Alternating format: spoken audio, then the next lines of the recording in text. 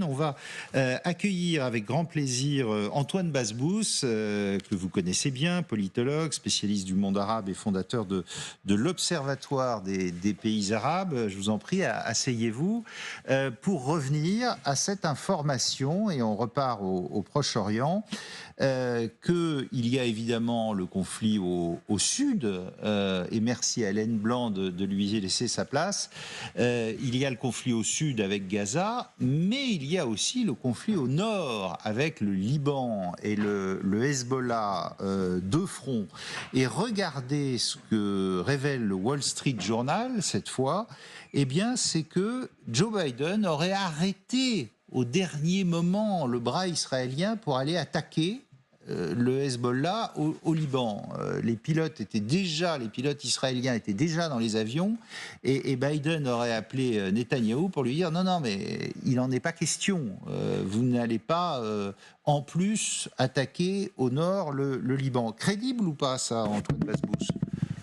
Je ne crois pas, parce que la date annoncée, c'est-à-dire le 11 octobre, à ce moment-là, Israël avait affaire à Gaza et ne savait pas comment se dépatouiller pour attaquer Gaza et pour libérer les otages.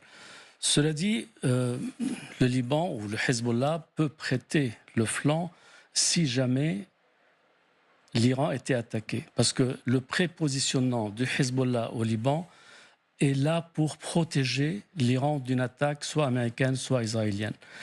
On l'a vu, il fait le salaire minimum, l'effort minimum pour soutenir Gaza.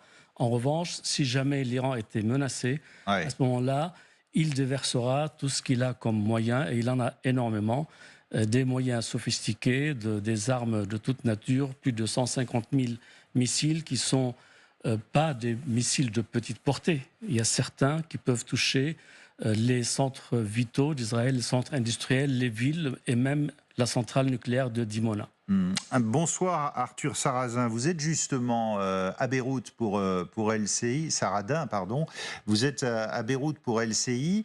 Qu'est-ce que ça représente le Hezbollah au Liban? Alors, le Hezbollah, politiquement, c'est l'une des forces les plus hégémoniques du pays. Si on regarde ce qu'a été la composition politique du Liban à la fin de la guerre civile, on voit que le Hezbollah est une des milices les plus importantes dans le paysage politique libanais. Pourquoi il est aussi important dans ce conflit? C'est aussi parce que c'est une des dernières milices qui possède un arsenal militaire conséquent et qui est donc seule capable, face à un État en complète déliquescence, de mener une guerre contre Israël. Dans un Liban où il n'y a plus de président depuis plus d'1 an, plus de gouvernement fonctionnel, il y avait bientôt presque plus de chef des armées. Il a été reconduit, mais l'armée a encore une institution très faible dans le pays. Et puis encore une fois, le Hezbollah, qui est l'allié du Hamas et qui fait partie de cet axe régional qui se proclame axe de la résistance, est aussi très actif au sud du pays. On voit depuis 2 mois et demi, on va dire, alimente les tensions avec son voisin israélien. Ce que souligne encore une fois cet article du Wall Street Journal que vous avez commenté en plateau, c'est aussi la crainte de l'armée israélienne d'un embrasement par la milice chiite qu'est le Hezbollah au sud, parce qu'encore une fois, elle en a les moyens, elle en a l'arsenal. Alors aujourd'hui, elle n'a pas forcément l'intérêt à faire un grand pas en avant, mais puisqu'elle se présente en tout cas sur la scène politique libanaise comme une force politique qui garantit la sécurité du Sud-Liban, elle n'a aussi aucun intérêt à faire un pas en arrière et à notamment retirer ses troupes plus au nord du pays, comme le demande aujourd'hui le cabinet de guerre de Benyamin Netanyahou. Parce qu'on va voir les chiffres. Le Hezbollah, c'est 3 fois plus d'hommes que le Hamas. Hein. C'est une structure absolument considérable. Et on voit mal quand même Israël aller s'attaquer directement au Hezbollah, oui ou non?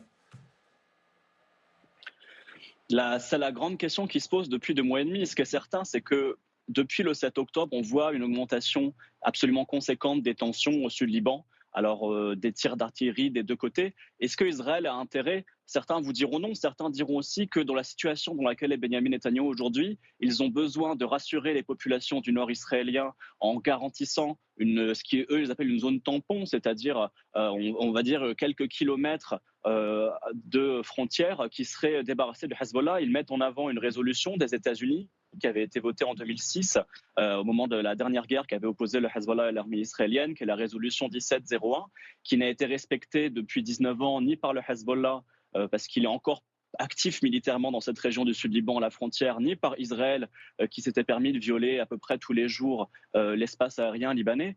Donc c'est en tout cas un vœu pieux de Netanyahou de garantir cette zone tampon au sud Liban, mais est-ce que c'est quelque chose qui est possible? C'est tout à fait incertain parce qu'encore une fois, la rhétorique nationale du Hezbollah repose sur sa présence au sud Liban et ce serait un suicide pour lui de s'y retirer. Merci beaucoup Arthur Saradin en direct de Beyrouth ce soir pour LCI. Antoine Bazbouz, le Hezbollah c'est trop gros pour Israël maintenant? Le Hezbollah, s'il était le seul front, Israël pourrait le traiter. En revanche, il y a maintenant le front de Gaza qui est loin d'être achevé.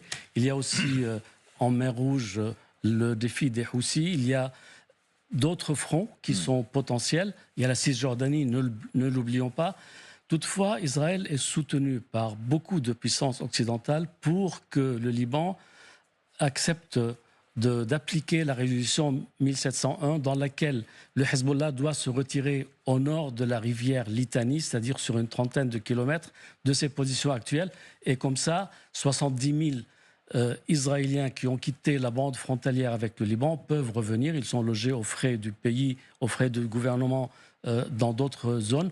Idem, les Libanais qui ont quitté la zone entre Litani et la frontière peuvent également revenir dans leur foyer. Et là, il y a un effort américain, il y a un émissaire qui est venu au Liban pour dire Israël est prêt à regarder les 13 points de situation conflictuelle sur la frontière pour les aplanir à condition que le Hezbollah se retire.